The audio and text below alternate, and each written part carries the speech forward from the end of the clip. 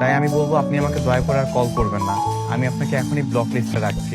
আসসালামু আলাইকুম। ভাবি আবার কেটে দিল তো। ভাই মনে হয় সত্যি সত্যি ভালো হয়ে গিয়েছে।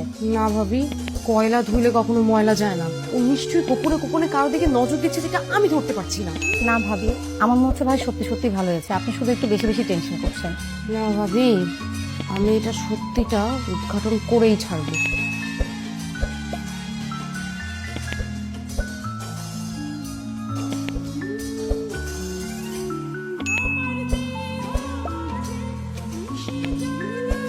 মা, আপনার ছেলেটা এখনো ভালো হয় নাই। কেন?